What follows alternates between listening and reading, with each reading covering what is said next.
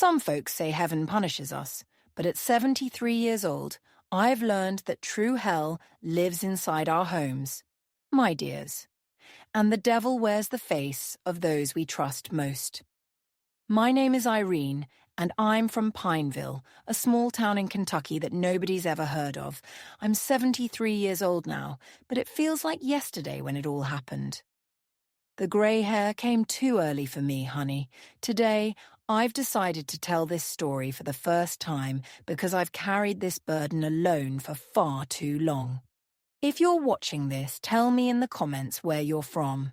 I want to know how far this story will reach. And if you can, leave a like and subscribe to Grandparents' Tales. Oh, and comment below about your relationship with your parents. You'll soon discover mine, and it might shock you. I was 15 when my mother died. Such a beautiful woman, even when sick. Tuberculosis was a death sentence back then, especially in rural areas where good doctors were a luxury for the rich.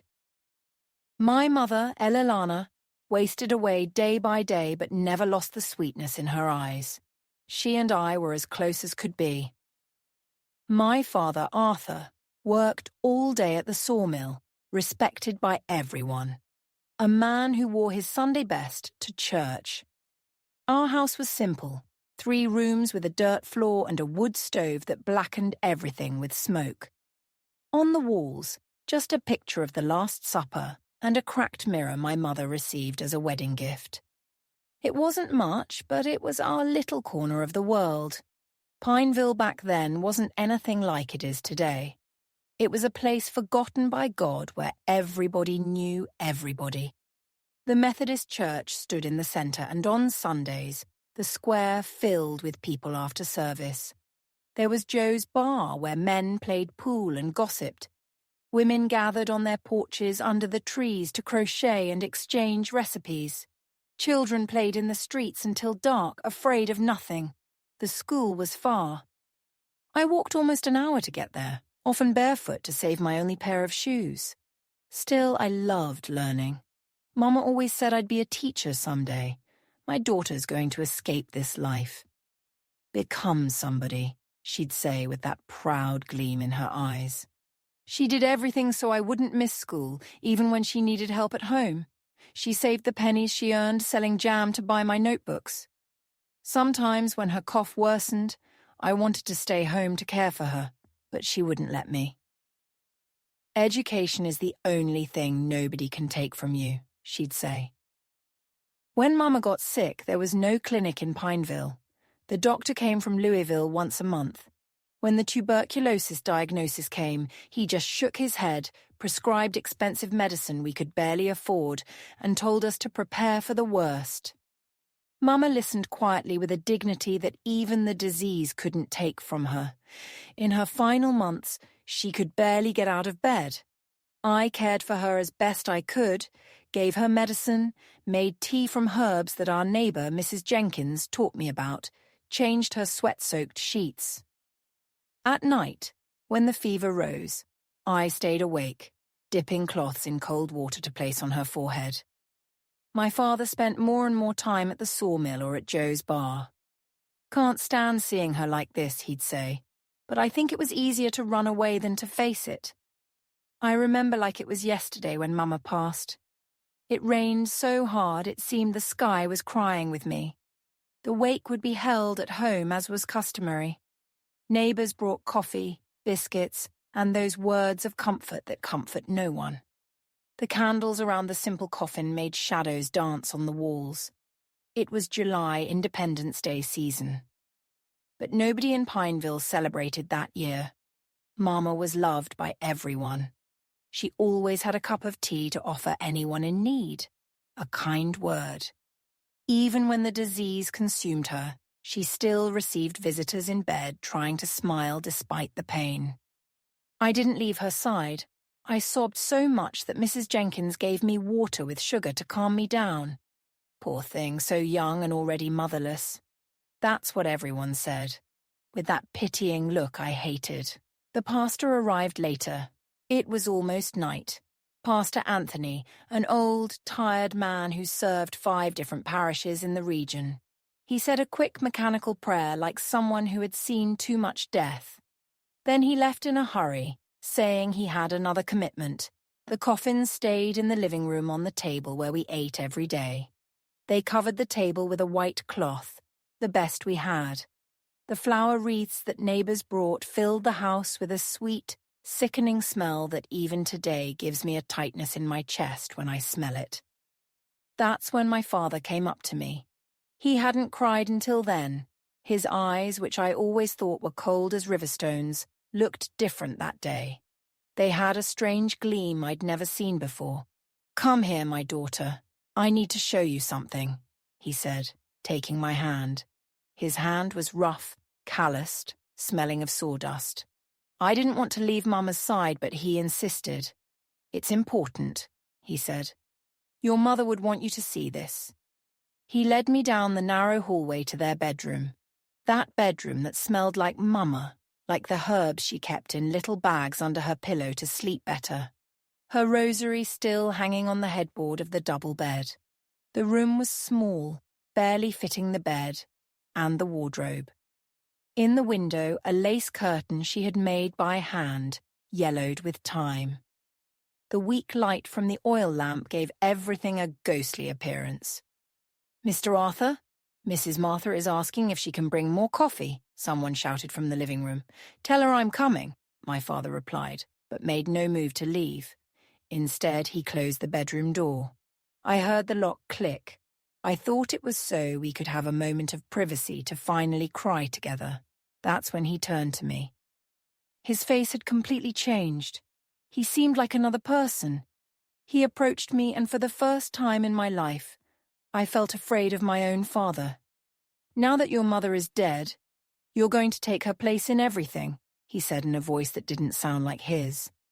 At first, I didn't understand what he meant. I thought he was talking about the housework, the cooking, the laundry, things I already helped Mama with when she became too weak to get out of bed. "Look here," he said, opening the old wooden wardrobe that creaked. He took out a floral dress that was Mama's favorite. "I want you to wear this now." "But Dad, it's Mama's dress." "I can't," I began to say, confused. "Yes, you can, and you will. From now on, you're the woman of this house," he said, throwing the dress on the bed. That's when I started to understand. A chill ran up my spine when I saw the way he looked at me. It wasn't a father's look at his daughter. It was something I had never seen before but instinctively knew was wrong. "The people at the wake, Dad. We need to go back," I tried to say, walking toward the door. He grabbed my arm forcefully. "They can wait. This can't." There, in that room where my mother had died less than 2 days before, with her body still in the living room, surrounded by candles and prayers, my father destroyed what was left of my childhood. He covered my mouth with his calloused hand when I tried to scream. While on the other side of the door, people prayed the rosary for my mother's soul. Outside, I could hear the muffled voices, the restrained crying of some neighbor, the sound of rain on the tin roof. Inside that room, time stopped. I felt my body separate from me, as if I were floating, watching that scene from afar. It was the only way I found to endure what was happening. I thought of my mother, the way she always protected me, even when she was too weak to get out of bed.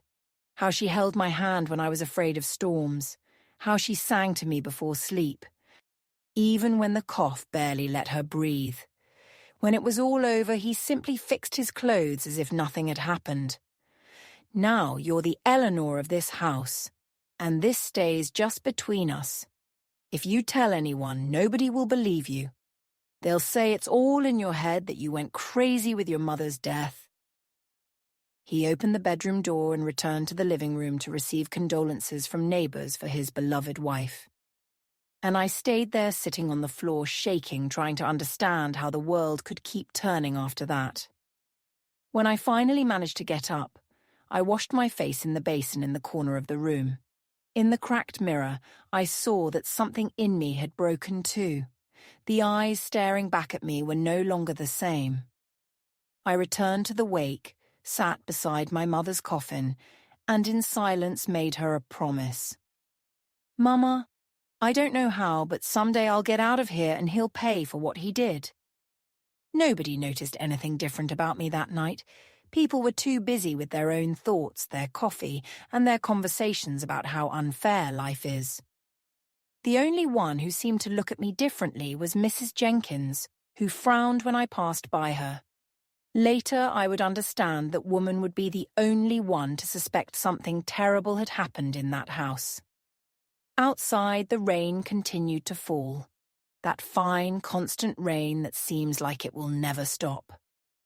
In Pineville back then, when it rained like that, the town became isolated. The dirt roads turned to mud. Nobody came in or went out. I felt like the town stranded with no way out, sinking in the mud. The night was long. People left one by one, saying they would return the next day for the burial. Some women offered to stay with me to keep me company, but my father said it wasn't necessary, that we needed this time together to say goodbye to Mama. I was terrified at the idea of being alone with him again, but I didn't have the courage to say anything. Who would believe me? Mr. Arthur was a respected man in town, hard-working, who never missed Sunday service, who was never seen drunk or causing trouble. I spent the night beside my mother's coffin praying quietly. Not to God, who seemed to have abandoned me, but to her, asking that from wherever she was, she would give me strength. Meanwhile, my father slept in the bedroom, or at least pretended to sleep. When the day dawned, and they took my mother's body to the cemetery, I felt as if they were burying a part of me too. The rain had stopped, but inside me the storm was just beginning. The cemetery in Pineville was on a hill far from town. It was a simple place with wooden crosses and some tombstones for those who had more means. The red earth, wet from rain, stained everyone's shoes. That day, as they threw earth over the cheap wooden coffin, I no longer cried. The tears had dried up. Instead, something cold and hard grew inside my chest, something that would help me survive the years to come. Little did I know that day was just the beginning of my personal hell. A hell that would last years until I found a way out. But that, my dears, is a story for another moment in the video. Look at that. I didn't even realize I've talked so much. Time flies when you're getting things off your chest, doesn't it? If you're still with me, comment below. Stay strong, Miss Irene, so I know I'm not alone in this. And also comment what you thought about this story from my Pineville of yesteryear. The town has grown so much now it even has a prison. Can you imagine? But back then it was just a forgotten spot on the map. Don't forget to like the video and subscribe to Grandparents' Tales. It really helps this old grandma keep telling these stories that have been kept hidden for so long. Sometimes opening up is the best medicine for the soul. And you, my virtual grandchildren, are the best medicine this grandma could have. After my mother's burial, we returned home. That house that would never be the same. The smell of burned candles was still in the air, along with the cheap perfume the neighbors wore. There was a half-empty coffee cup on the table, forgotten by someone. And the silence. A silence that weighed like lead. Arthur, my father, barely looked at me when we arrived. He went straight to the bedroom, got the whiskey bottle he hid under the bed, and sat in the rocking chair on the porch. I was relieved. At least that night, he would leave me in peace. I was wrong. It was just the calm before the storm. The very next day, what would become my new routine began. I woke up with him standing next to my pallet where I slept. "Get up, Eleanor. There's coffee to make." Confused, I looked at him. "Dad, it's me, Irene." The slap came quickly, stinging. "I know who you are, but now you're the woman of this house, and the woman of this house is called Eleanor." I realized then that it hadn't been a nightmare, a grief-induced delusion. It was real. as real as the red mark left on my face. From that day on, he started calling me by my mother's name. Elena this, Elena that. At first, I corrected him. Then I gave up. It was less painful to accept than to receive another slap. Days in Pineville followed their normal rhythm. The church bell rang at 6 noon and 6 in the evening. Men went to work. Women took care of the house. Children played. Nobody knew that inside our wooden house lived a prisoner. My mother's clothes gradually replaced mine. First, it was the apron he forced me to wear. Then the dresses. He burned my girls' clothes in the wood stove while I watched, unable to do anything. You don't need these anymore. Now you wear what I tell you to. I cried a lot that night, hidden under the thin blanket, biting the pillow so he wouldn't hear. It wasn't just clothes that were burning, it was my identity, my childhood, my life. Her floral dress hung loose on me. I still had a girl's body, but he ordered me to put cotton in the chest to fill it out and look more like her. He braided my hair the same way she wore it. He forced me to use the only lipstick she had, already half as used, kept as a treasure in a little box. In front of others, he maintained the facade of the caring father. The girl misses her mother, wants to wear her things as a reminder, he would say when someone found it strange, and people believed it because it was easier to believe that than the truth. I had to drop out of school. My woman doesn't need education, he said. I felt as if they had torn away the last piece of hope I had left. School was my only contact with the outside world, my only chance to someday leave that house. The teacher, Miss Cecilia, even came looking for me. She was a tall, thin woman with round glasses that made her look like an owl. She knocked on our door one Sunday afternoon. "Good afternoon, Mr. Arthur. I came to find out why Irene isn't coming to class anymore. She's such a dedicated student." My father in front of others was the image of cordiality. Smile on his face, gentle voice. "Well, Miss Cecilia, since my Eleanor passed, the girl needs to take care of the house. And at her age, it's time to learn a woman's duties, isn't it? Education doesn't fill an empty stomach." Ms. Cecilia insisted a bit, talked about the importance of education, said I had a future. She even offered to come give me lessons after normal hours, but my father was unyielding. "I appreciate your concern, but in this house I'm the one who decides, and I've decided she's not going to school anymore." I saw in her eyes a mixture of frustration and pity. She looked at me as if apologizing for not being able to do more. At that moment I felt that my last window to the world had closed. After the teacher left, my father pulled me by the arm to the bedroom. "Have you been saying anything to anyone? Why did that woman come here?" "No, Dad." I swear I didn't say anything. She just came because I stopped going to school. He looked at me suspiciously, but this time he believed me. It was the only time I felt grateful for being known as a quiet girl who didn't cause trouble. The months passed. The town's mourning for my mother's death was forgotten.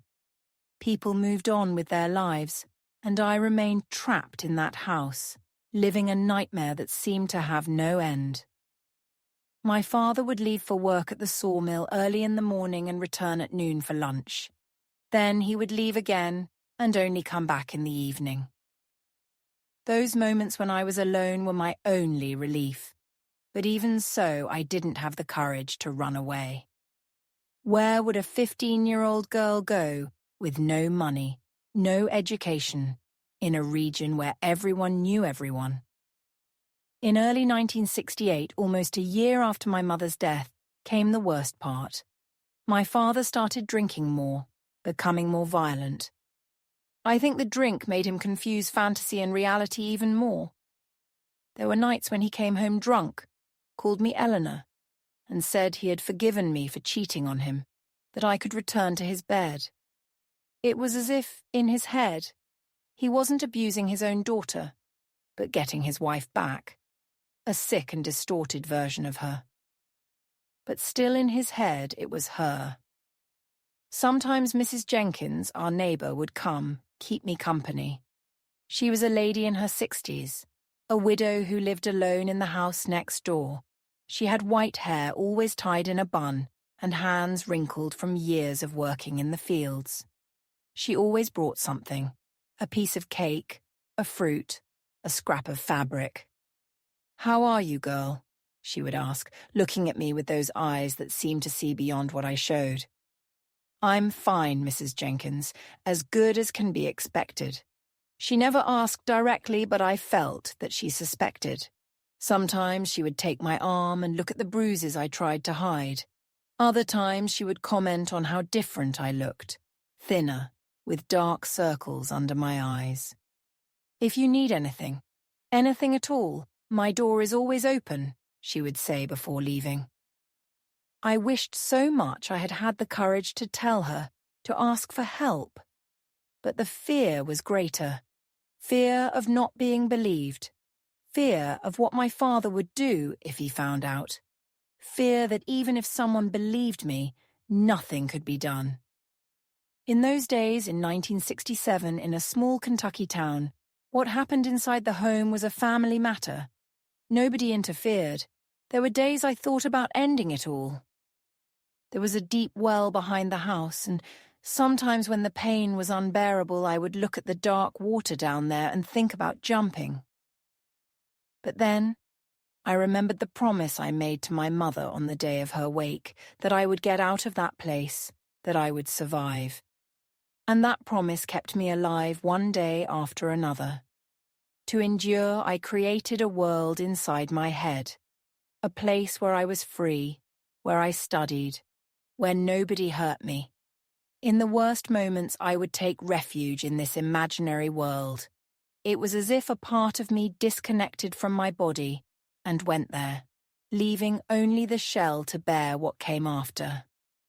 One day, almost a year after my mother's death, something happened that changed everything. It was market day in town. My father, as always, had gone to work. I took advantage to sneak out to the market to buy a few things that were missing at home. The Pineville market happened every Wednesday in the central square. It was an event in town. People came from all over to buy, sell, gossip. There were stalls for everything: vegetables, fruit, meat, clothes, trinkets. The smell of fried dough mixed with the perfume of ripe fruits filled the air. I was at Mr. Joe's stall choosing some tomatoes when I heard a male voice behind me. "Miss, careful with that basket. Everything's about to fall." I turned and saw a young man I had never seen before. He must have been about 20. Sun-tanned skin, light eyes that contrasted with the rest. He was holding my basket, which was about to tip over. "Thank you," I managed to say, blushing. "You're welcome. Are you from around here?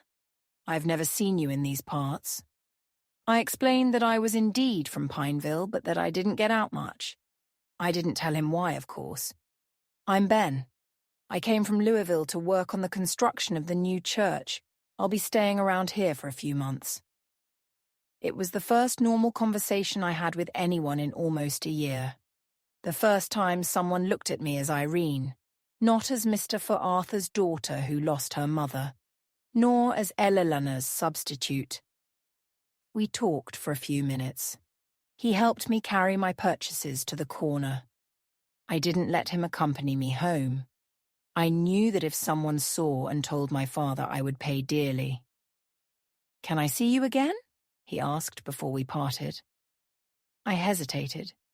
I wanted so much to say yes, to feel again that sensation of being a normal person, a 16-year-old girl talking to a handsome boy. But I knew it was dangerous. I don't know, it's complicated. He didn't insist. He just smiled and said, "I'll be around if you change your mind." I returned home with a lighter heart. For a few hours I forgot my personal hell. But reality was waiting for me at the door. My father had returned early. He was sitting on the porch, his face red with anger, a half-empty whiskey bottle beside him. "Where were you?" he asked, his voice loaded with threat. I went to the market, Dad, to buy some things we were missing.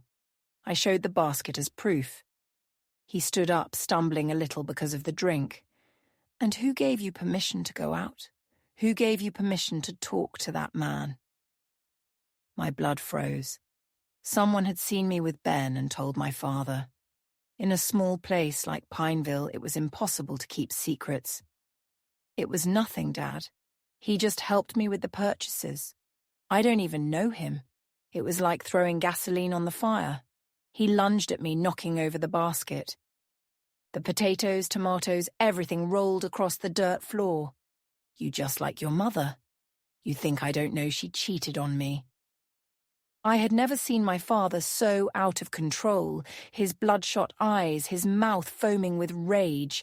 I tried to run, but he caught me by the hair. He dragged me into the house while I screamed for help. Nobody came. Nobody ever came. That night, I thought I was going to die. He beat me with his belt until I couldn't feel pain anymore. Then he locked me in the little back room where we kept firewood and tools. I stayed there for 2 days. No food, no water in the dark. I could hear him walking around the house, drinking, breaking things. At some point, I lost consciousness. When I woke up, I was on my pallet. Someone had cleaned my wounds, given me water. For a moment, I thought I had dreamed it all. But the pain in my body reminded me it was real. It was Mrs. Jenkins who saved me. She had heard my screams, seen my father dragging me into the house. When he left for work the next day, she entered through the back window and got me out of that little room. "Girl, this can't continue," she said while passing a damp cloth over my swollen face. "You need to get out of here." For the first time, I told her everything from the day of my mother's wake until that moment. The words came out like a dammed river that finally finds a breach in the dam. Mrs. Jenkins cried with me. She hugged me like my mother used to do. And then she made me a promise. "I'm going to help you get out of here. I don't know how yet, but I will. Just give me some time to think of a plan." At that moment, I felt something I hadn't felt in a long time. Hope. A weak, flickering light. But it was there. Someone knew my secret. Someone believed me. Someone was going to help me. Little did I know that this escape plan would only be the beginning of another story, even more unbelievable. But that, my dears, is a matter for the next chapter of this story. After that day when Mrs. Jenkins found me in the back room, things started to change slowly. Not all at once, not like in the movies we see nowadays where everything is resolved in the blink of an eye. It was slow, painful, but it changed.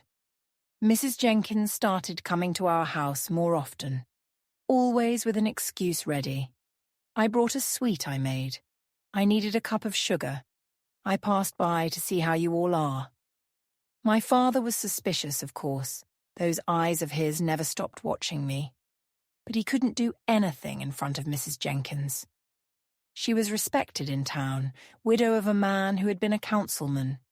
Even my father, with all his wickedness, knew he had to keep up appearances. In the weeks that followed, she taught me a code. If I urgently needed her, all I had to do was hang a white sheet on the clothesline in the back.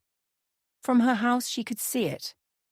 I never needed to use this signal, but just knowing I had this possibility gave me some comfort.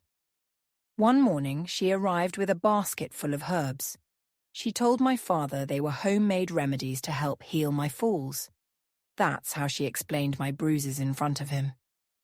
My father just muttered something and went out to the porch to smoke his hand-rolled cigarette. When we were alone, she handed me something hidden among the herbs. It was a small picture of the Virgin Mary folded in half. Inside, there was a piece of paper with 2 words written on it. Have faith. I kept that paper like a treasure. At night, when my father slept, I would take it out secretly and look at it. 2 such simple words, but at that moment they were all I had. Meanwhile, Ben, the boy from the market, became part of my daily thoughts. I never spoke to him again. Of course, after the beating I took, I didn't even go near the window when my father was home. But sometimes, when he went out to work, I allowed myself to look through the crack in the curtain, imagining what a normal life would be like. A life where I could talk to a boy without fear, where I could walk in the square, go to school. It was in one of those moments looking through the window that I saw Ben pass by our street. My heart nearly jumped out of my mouth. He didn't see me. He was talking to another man carrying wood for what must have been the construction of the new church. I stayed there, hidden, just watching until he disappeared around the bend. That night, I dreamed of him. A good dream. One of those you don't want to wake up from. We were sitting by the river that runs through Pineville, talking, laughing. I was wearing a blue dress, mine, not my mother's, and had flowers in my hair. In the dream, I was free. I woke up to the sound of my father coming home drunk. He had gone out after dinner, a rare thing. Normally he stayed home watching me, but that night he had gone to the bar and came back carrying the smell of whiskey and cigarettes. I stayed quiet on my pallet, pretending to sleep, praying he wouldn't come looking for me. God must have heard my prayers that night because he went straight to bed and was soon snoring. I sighed with relief and went back to dreaming of Ben. At the end of March 1968, Lent arrived in Pineville. This was an important time. The entire town prepared for Easter. The women cleaned the church. The men set up the platform for the crucifixion. The children rehearsed for the procession. It was one of the few times in the year that the town received visitors from outside who came to watch the celebrations. My father, always concerned with appearances, let me go to church during Lent. It was the only time of year I could leave the house without him, as long as I went straight to church and came back right after. It's a sin to prevent someone from going to God's house, Pastor Anthony would say. And not even my father dared to contradict the pastor. One Wednesday afternoon, I was returning from church when I saw Ben again. He was sitting on a bench in the square alone. When he saw me, he smiled and waved. I looked around, nervous. There was no one familiar nearby. Maybe I could talk to him for just a minute. "Hi," he said when I approached. "I thought I'd never see you again." "I can't stay," I replied, still looking around. "If my father knows I talked to you, what did he do to you last time?" "The whole town commented that you disappeared for days." I lowered my eyes, ashamed. "Nothing. I just was sick." Ben didn't insist, but I saw in his eyes that he hadn't believed me. "Look, I don't know what happens in your house, but if you need help, I'm here." At that moment, something inside me wanted to tell him everything. Open my heart, ask for help, but the fear was still greater. "I need to go," was all I managed to say. He nodded, respecting my pace. "I'll be at church on Sunday. If you can come." The following Sunday I found the courage and went to the service. My father went along. Of course he would never let me go alone on a normal Sunday. But at least I would see Ben again, even if from afar the church was packed. Everyone in their best clothes, the women with lace veils on their heads, the men with hats in hand. I searched for Ben with my eyes but didn't see him anywhere. My heart sank with disappointment. When the service ended and people began to leave, I felt someone lightly touch my shoulder. It was Mrs. Jenkins. "Come have some coffee at my house after," she said loud enough for my father to hear. I made a cornbread that turned out delicious. Before I could answer, my father interrupted. "She has things to do at home." Mrs. Jenkins, clever as always, was already prepared. "But it's quick, Mr. Arthur, and I'll take her home myself afterward. You can go ahead, rest a bit. Sunday is a day of rest, isn't it?" My father hesitated. Going against Mrs. Jenkins in front of the whole church would be frowned upon, and he was tired from the work week, probably wanting to drink his whiskey in peace. "All right, but don't be long," he finally said, giving me a look that made clear the consequences if I didn't obey. When we arrived at Mrs. Jenkins' house, I understood why she had insisted so much. Ben was there, sitting at the kitchen table, drinking coffee. "You two already know each other, don't you?" said Mrs. Jenkins, closing the door behind us. "We have little time, so let's get straight to the point." That afternoon, the three of us talked for almost an hour. Mrs. Jenkins told Ben everything that happened in our house. I, too, ashamed to speak, just confirmed with nods. Ben listened to everything in silence, his face becoming increasingly serious. "We need to get you out of here," he said when Mrs. Jenkins finished. "This is no life for anyone, much less a girl your age." "But how?" I asked, my voice almost disappearing. "Where would I go? I have no one, no money." That's when Mrs. Jenkins revealed her plan. She had a sister in Louisville, Mrs. Teresa, who could take me in until I got established.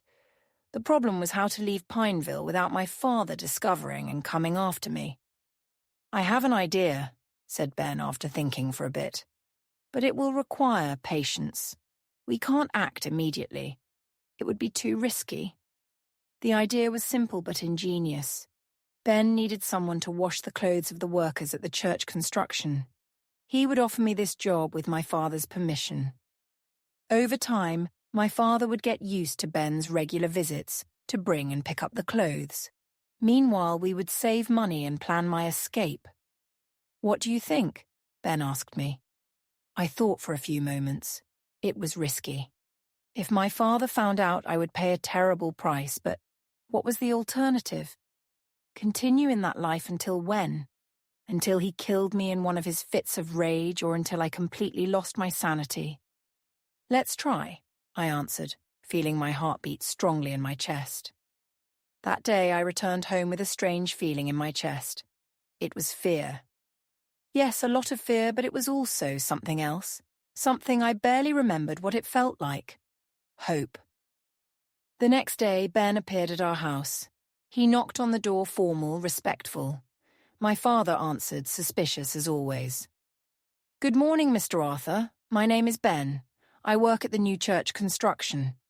I came to talk to you because we need someone to wash the workers' clothes. Mrs. Jenkins said your daughter might be interested in the job." My father looked at me, then looked at Ben. I could see the gears turning in his head. On one hand, he didn't like the idea of another man having contact with me, even if just to bring and pick up clothes. On the other, the extra money would be welcome. "And if Mrs. Jenkins had recommended, how much does it pay?" he finally asked. Ben mentioned an amount that was good enough to spark my father's interest, but not so high as to seem suspicious. "All right, she can wash the clothes, but you bring and pick up when I'm home." "Understood?" "Yes, sir," Ben replied, serious. "Can I bring the first batch tomorrow?" And so our charade began. Twice a week, Ben would bring dirty clothes and take the clean ones. At first, my father made a point of being present, but over time, as he got used to the routine, he began to relax. Sometimes he would let Ben deliver the clothes, even when he was busy with something else. In the brief moments we were alone, we would exchange a few words, a look, a smile. It was little, but to me it meant everything. It was proof that there existed a world beyond those walls, that there were good people out there. The money I received for the washing was delivered directly to my father. But Ben, clever, always put a little extra in the package, and this extra went straight to Mrs. Jenkins, who kept it for me. It was our escape fund, as we called it. June arrived, and with it the 4th of July celebrations in Pineville. Like in every small town in Kentucky, this was an important date. Bonfire in the square, square dancing, moonshine, traditional sweets. The whole town participated. My father surprisingly said we would go to the celebration. I was suspicious, of course. He never let me go out. Why would it be different now? But I soon understood it was another of his performances. The dedicated father taking his daughter to have a little fun after the loss of her mother. the public image he tried so hard to maintain. On the night of the celebration, I put on the dress that had been my mother's. Not because I wanted to, but because it was the only presentable one he let me wear. When I came to the living room, he looked me up and down, and for a moment I saw that gleam in his eyes that so terrified me. "You look just like her," he said, his voice choked with emotion or with the whiskey he had already drunk. "I can't say." In the square, the bonfires were already lit, the smell of roasting corn and sweet potatoes mixed with that of the moonshine heating up. Children ran, adults talked, couples courted in the darker corners.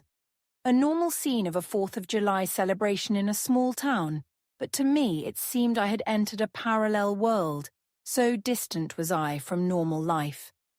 My father soon found his friends from the sawmill and joined them near the barrel of moonshine.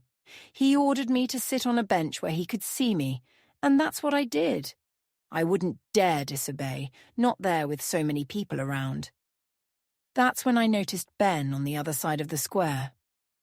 He had also seen me, but had the good sense not to come talk to me directly. Instead, he passed by where Mrs. Jenkins was sitting with other ladies and whispered something to her. Minutes later, Mrs. Jenkins came to me. "Come with me, girl. Let's get some moonshine to warm up." I looked at my father, who was already engrossed in conversation and drink. He nodded, giving permission. I followed Mrs. Jenkins to the moonshine stand on the opposite side from where my father was. Ben was waiting for us a little farther away in the shadows. "All set," he said as soon as we approached. "The bus to Louisville leaves next Tuesday 4:00 a.m. I'll pick you up at 3 when your father is sleeping." My heart raced. Tuesday, 3 days from now. It was so close and yet so far. What if he wakes up? What if someone sees us? I asked, fear taking over me. "It won't happen," Mrs. Jenkins reassured me. "I'll put a sleeping pill in his coffee the night before. It's strong. It will make him sleep all night." "I have a friend who will drive us to the main road," added Ben. "Everything will be fine. You'll see." I returned to the bench, trembling inside, but trying to stay calm on the outside. 3 days. In 3 days, I would be free. The idea seemed as unreal as one of my daydreams. The celebration continued until late. When we returned home, my father was already drunk. He fell on the bed, still dressed, and was soon snoring. I, on the contrary, couldn't close my eyes. I kept thinking about the plan. Everything that could go wrong, everything that could go right. The next 2 days passed with agonizing slowness. Each minute seemed like an hour. Each look from my father made me wonder if he knew, if he had discovered our plan. But he acted normally, as far as possible for someone like him.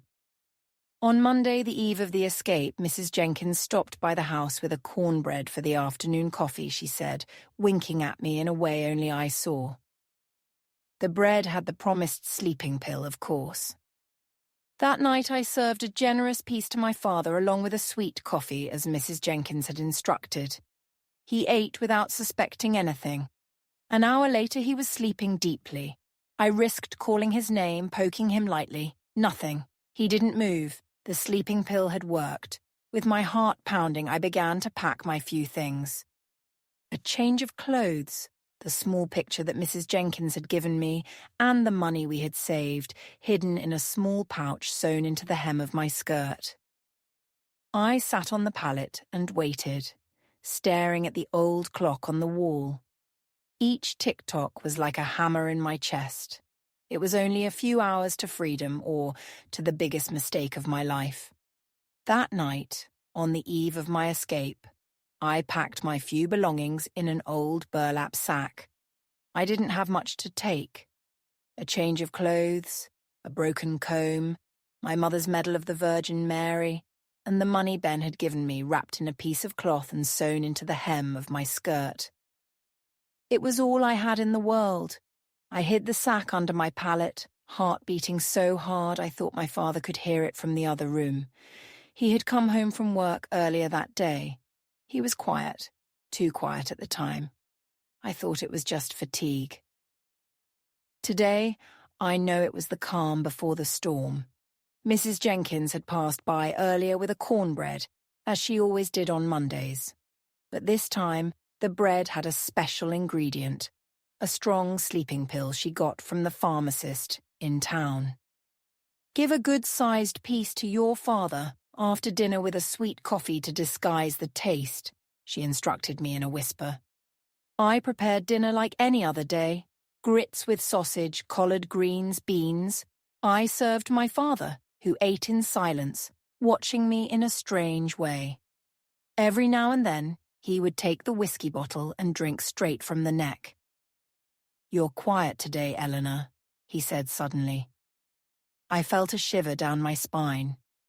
Even after so long, I couldn't get used to being called by my mother's name. "Just tired, Dad," I replied without looking him in the eye. "Tired of what?" "Of washing clothes for your little boyfriend." My blood froze. I continued stirring the pot as if I hadn't heard right. "What boyfriend, Dad?" "I don't know what you're talking about." He hit the table hard, making the plates jump. "Don't play dumb. You think I don't know." "You think I don't have eyes and ears in this town?" I was paralyzed, the wooden spoon still in my hand. This was it. He had found out all my plans, all the hope I had built over the last few months. Everything was about to collapse. But then something unexpected happened. He got up, stumbled a bit. He was already drunk and got more whiskey. Then he sat back down. "Tomorrow we'll settle this. Tomorrow I'll show that boy who's boss in my house. Tomorrow." He was planning to do something tomorrow. But tomorrow I would already be far away if everything went right. I took a deep breath, trying to calm my racing heart. "There's cornbread for dessert, Dad. Mrs. Jenkins brought it today." He looked suspicious. "That nosy old woman." "I'll have a talk with her tomorrow too." Even so, he accepted the piece I served. He ate it with sweet coffee, as Mrs. Jenkins had recommended. I ate a small piece too from another part of the bread which she had marked, so I would know which was which. We finished eating and he went to the bedroom, taking the whiskey bottle. I stayed cleaning the kitchen, listening attentively for any noise. After a while, the snores began. The sleeping pill was taking effect mixed with the drink. I couldn't sleep. I lay on my pallet looking at the straw ceiling, counting the hours. The night seemed to never pass. Every noise startled me. A cricket singing, the wind in the leaves of the mango tree in the yard, the hoot of an owl in the distance. When the church clock struck 2 in the morning, I got up silently. My father's snores continued, heavy and rhythmic. I took my already prepared burlap sack and went to the door. It was locked. The key, which normally hung on a nail beside it, wasn't there. My heart accelerated. Where could the key be? I went to my father's room tiptoeing. The door was ajar. I pushed it slowly, trying not to make noise. He was lying on his back, snoring loudly, the empty whiskey bottle beside the bed. But I didn't see the key anywhere. That's when I noticed something shining on his chest. The key? It was hanging on a chain around his neck. My father had never done this before. He had never locked the door and hidden the key like this. He knew somehow he knew about my escape plan. I left the room in panic. What to do now? Ben would be waiting for me in less than an hour. If I didn't show up, he would come looking for me. And then, I didn't even want to think about what my father would do to him. I looked around, desperate. The house didn't have many windows, and the ones it had were too small for me to pass through, except the window of the little back room where my father kept the tools. It was a bit larger than the others and faced the backyard. I went there and tried to open it. It was nailed shut. My father had nailed the window with boards. He had really thought of everything. I sat on the floor, feeling the tears come. I was trapped. There was no way out. All my dreams of freedom, all the plans we had made, all in vain. But then I heard a light noise coming from the front door. Someone was trying to open the lock. My heart raced. Was it my father who had woken up? But he was in the bedroom. I could hear the snores. I cautiously approached the door. The noise continued, metallic, as if someone was using a tool to open the lock. "Irene?" I heard a soft voice from the other side. "Are you there?" It was Ben. He had come earlier. I ran to the door. "I'm here," I whispered back, "but the door is locked and my father has the key." "Step away from the door," he said. "I'll try to open it with this." I heard more metallic noises. He must have been using some construction tool to force the lock. After what seemed like an eternity, I heard a click. The door opened slowly, and there was Ben, a relieved smile on his face. "Let's go quickly," he whispered, taking my burlap sack. "Mrs. Jenkins is waiting on the road with a car." I hesitated, looking back to the room where my father slept. What if he woke up now? What if he caught us fleeing? As if reading my thoughts, Ben took my hand. "Everything will be fine. Trust me." We left the house, closing the door as silently as possible. The night was clear with a full moon that illuminated the path. We walked, crouched through the yard, passing by the corn in the garden until we reached the back fence. That's when we heard it. An angry shout coming from the house. Irene. My father had woken up. The sleeping pill hadn't been strong enough. Or perhaps his hatred was stronger than any medicine. "Run!" shouted Ben, pulling me by the hand. We ran like I had never run in my life. Through the pasture, the cornfield until we reached the dirt road. Mrs. Jenkins' car, an old Ford belonging to her brother, was there. Engine running, headlights off. "Get in quick!" she shouted through the window. We had barely gotten into the car when we saw my father appear at the bend in the road.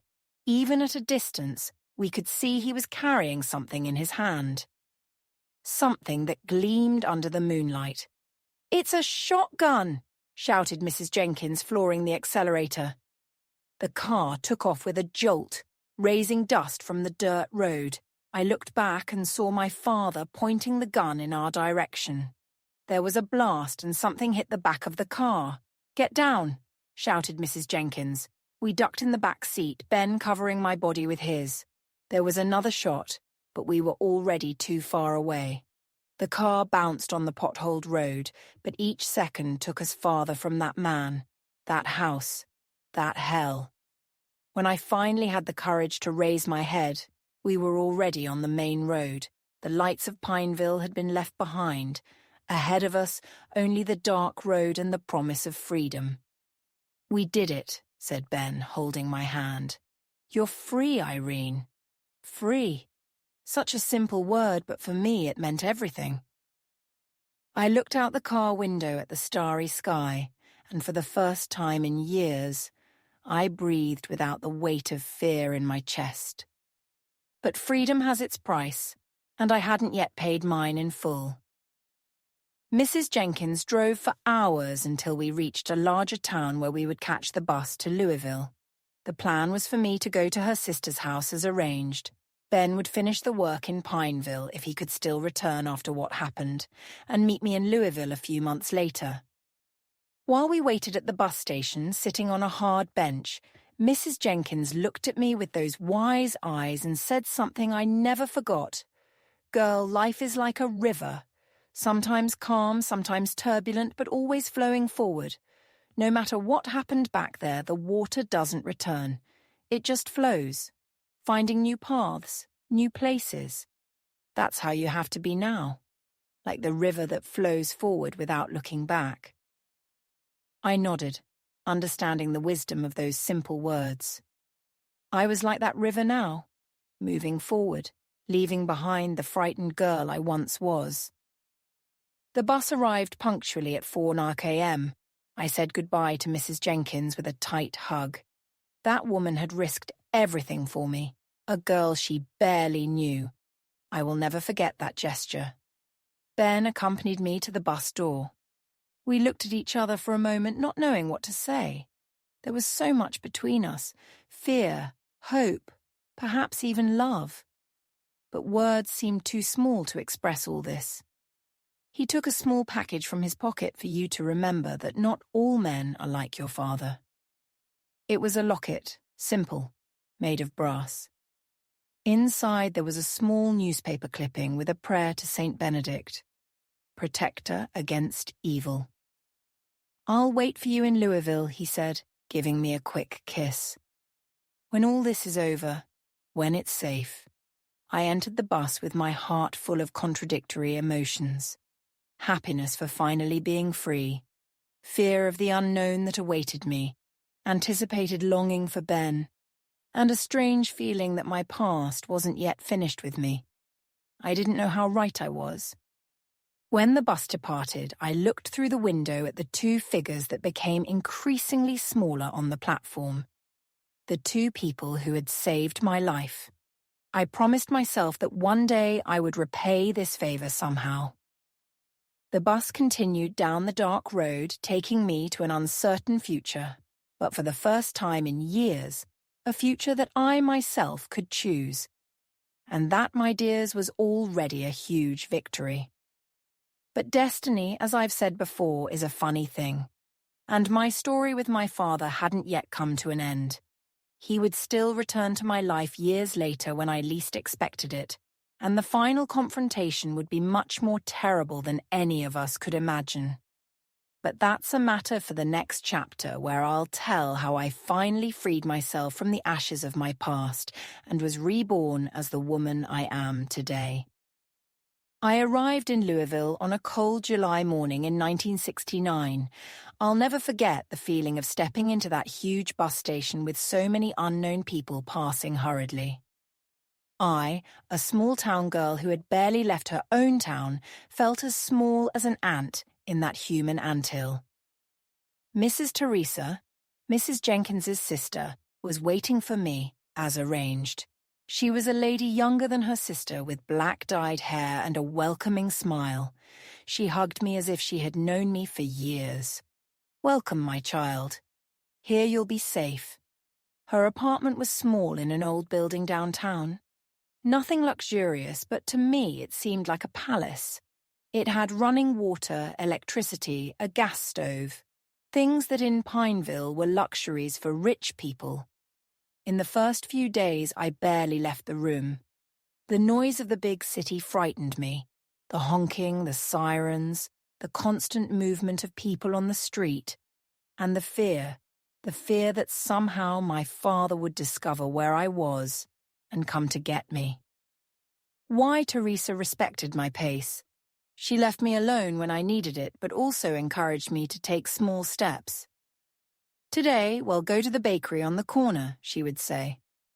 The next day, it was the market, then the more distant store. Gradually, I got to know the neighborhood, the city, life. The city pulsed in a different way. At that time, it was 1969. Man had just stepped on the moon. Beatles music played on the radios, and even in America there was a feeling that the world was changing. For me, coming from a place where time seemed to have stopped, it was like entering another planet. 2 weeks after my arrival, Mrs. Teresa called me for a serious conversation. "Irene, you can't stay hidden forever. You need to build a new life. And for that, you need documents, education, work." She was right. Of course, I couldn't live in the shadow of fear forever, and so my new life began. First, the documents. My birth certificate had been left behind in my father's house, but Mrs. Teresa knew people at Louisville City Hall. With some well-LD stories and some favors called in, I got a duplicate. With that, I could get an ID card, enroll in night school. I started working as a maid in the house of a rich family in the Highlands neighborhood. The lady of the house, Mrs. Clara, was demanding but fair. The salary wasn't much, but it was enough to pay for a small room I rented near Mrs. Teresa's house and still send a little to Mrs. Jenkins as a thank you for everything she had done for me. I worked during the day, studied at night. It wasn't easy, but each page of a book I turned, each subject I learned was like a brick in the wall I was building between me and my past. And Ben. Ah, my dears, life doesn't always follow the script we plan. I received 2 letters from him sent to Mrs. Teresa's address. In the first, he told that he had returned to Pineville after our escape. My father had gone after him drunk with the shotgun, but the other workers at the construction prevented a tragedy. The town's pastor, Pastor Anthony, heard the whole story and called the police from Louisville. My father was arrested for a few days, but soon released. At that time, family problems rarely resulted in anything. Ben said he would finish the work on the church in a few months and then come meet me in Louisville as we had arranged. The letter ended with words of affection, of longing, of plans for the future. The second letter arrived 3 months later. In it, Ben said that the work on the church was almost finished, but that he needed to stop in Louisville before coming to me. His mother was sick. He needed to see her. He promised to come right after. That was the last news I had of him. The months passed, then a year. Ben never appeared. I didn't receive more letters nor messages. For a time, I was desperate, imagining 1,000 things. Had my father done something to him? Had he suffered an accident on the road? Or had he simply moved on with his life, forgotten me? I never knew the answer. In 1970, I sent a letter to Mrs. Jenkins asking about Ben. The response was short. No one in Pineville had news of him since the church construction was completed. He had simply disappeared. Life, however, doesn't stop for us to lament our broken hearts. I continued working, studying, living. I finished elementary school at night school, then high school. At 20, I was no longer a maid. I had gotten a job as a clerk in a fabric store downtown. It paid better and the work was less heavy.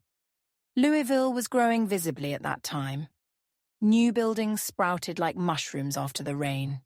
Asphalt replaced dirt roads, cars, more and more cars. The city expanded and I expanded with it. I was no longer the frightened girl from Pineville. I was a woman with a job, a roof, friends, dreams. It was in that store that I met John. He was a fabric salesman from a factory in Cincinnati. Visited the store once a month. A good gentleman, a few years older than me. We started talking, then dating. In 1975, we married. Our ceremony was simple in the neighborhood church. Mrs. Teresa was there, proud as a mother. Mrs. Jenkins couldn't come.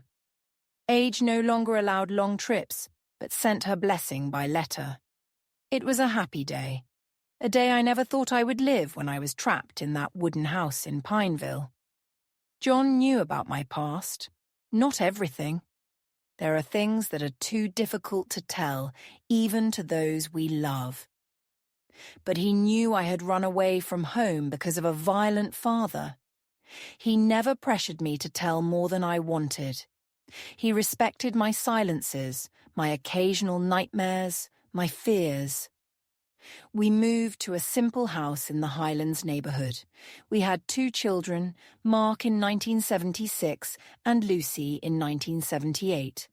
Life was good, peaceful. Sometimes I almost forgot my past in Pineville, almost because the fear never completely went away. Whenever I saw a man who resembled my father, my heart raced. Whenever I heard about some violence against women on the news, the nightmares returned. And always, always, I had that feeling that one day the past would catch up with me. And it did. In 1980, 11 years after my escape, I received a letter from Mrs. Jenkins. My father was in Louisville looking for me. How had he discovered where I was? Apparently someone from Pineville had seen me at the fabric store and mentioned it to him. The world is too small, even in a big city like Louisville. Mrs. Jenkins's letter was desperate. He's not right in the head, Irene. After you ran away, he got much worse. Drinks all the time, talks to himself, has fits of rage. He swore he would find you and take you back, even if by force. Be careful. I showed the letter to John. He wanted to go to the police, but I knew it wouldn't help. What would I say? That I was afraid of my father because of things that happened more than a decade ago. Without evidence, without witnesses, nobody would believe it. For weeks I lived in a constant state of alert. I no longer went to work at the store. John insisted I stay home with the children. I locked all doors, windows. I jumped at every strange noise. I started having nightmares every night until one Sunday morning the doorbell rang. John had gone to the store with the children. I was alone. I looked through the window and my blood froze. It was him. My father, older, thinner, his face marked by drink and time, but still with those eyes that pursued me in nightmares. I didn't answer. I was paralyzed behind the curtain, observing. He rang the doorbell several times, then began to knock on the door to shout my name. The neighbors came out to see what was happening. He shouted that he was my father, that he just wanted to talk to me, that I was an ungrateful daughter who had run away from home. At some point, a neighbor must have called the police because soon a patrol car arrived. I saw the officers talking to my father, who gestured, pointed to the house. Then they took him away. I thought it was over, that he had given up, or that the police would keep him away. But I was wrong. 3 days later, returning from the bakery, I saw a man standing on the corner watching our house. It was him. When he saw me, he started coming in my direction. I ran inside, locked all the doors. He stayed outside, shouting my name, saying we needed to talk, that he was sorry, that he had changed. But I knew that voice. I knew those lies. John arrived from work and found that scene. He tried to talk to my father, ask him to leave, but my father was drunk, aggressive. He pushed John, tried to force entry into the house. That's when John called the police again. This time my father was detained for contempt, for disturbance, but he would soon be released again, and he would return. I knew he would return. That night, John and I talked a lot. We decided we couldn't continue living like this in fear. We needed to resolve this once and for all. The next day, I did something I never thought I would have the courage to do. I went to the police station and told everything. Everything. The abuse, the threats, the escape. The officer listened attentively, took my statement. He said that with this he could keep my father detained for longer, perhaps get a restraining order. I left the police station feeling strangely light, as if a weight I had carried for years had diminished a bit. It hadn't disappeared. I think it would never completely disappear, but it was smaller, more bearable. 2 days later, I received a call from the police station. My father had been found dead in the cell. He had hanged himself with his own belt. The news hit me like a punch in the stomach. I didn't feel joy, nor relief, nor revenge. I felt nothing. A strange emptiness, as if a part of my history had been suddenly erased. I didn't go to the funeral. I didn't shed tears. But that night, sitting on the porch of my house, looking at the stars, I thought about the girl I once was, the mother I lost so early, the father who could have been but wasn't, the life I had, and the life I built despite everything. Time passed. The children grew up. John passed away in 2005 from a heart attack. I became a widow, then a grandmother. Life followed its course like the river Mrs. Jenkins had talked about so many years ago. Today at 73, I look back and see that my story, as painful as it may be, needs to be told. Not for me, but for all the girls and women who still live their own personal hells, so they know it's possible to survive, to start over, to find peace. I never returned to Pineville. I learned through letters from Mrs. Jenkins until she passed away in 1990 that the town had grown, changed. The church that Ben helped build is still there, they say. Sometimes I find myself wondering if he ever returned, if he looked for me, if he continued his life somewhere else, and what happened to Ben. I never knew for sure. A few years ago, my daughter Lucy, curious about my past, did some research on the internet. She discovered there had been a serious accident on the road between Louisville and Pineville in 1969. Shortly after the last letter I received, a bus fell into a ravine, killing several passengers. The names were never fully disclosed. Perhaps Ben was among them, perhaps not. It's one more mystery that time took away. My dears, that was my story. A story of pain, yes, but also of overcoming. Of how a frightened girl from Pineville transformed into the woman I am today. It's not a beautiful story nor easy to hear, but it's real. As real as the scars I carry in my soul. If you've come this far, I want to thank you from the bottom of my heart. It's not easy to hear stories like this, but it's important that they be heard so they never happen again. So other Irene don't need to flee in the middle of the night to survive. If you know someone who is living their own hell, extend your hand. Be the Mrs. Jenkins, the Ben in that person's life. Sometimes a gesture of help, however small, can save an entire life. And before I say goodbye, I would like to ask a special favor. If this video touched your heart, leave your like and subscribe to Grandparents' Tales. This helps our message reach further to other people who might need to hear that they are not alone. From Grandma Irene to you, with all affection and gratitude, may God bless each of your paths, and may you never lack the courage to move forward like the river that doesn't turn back.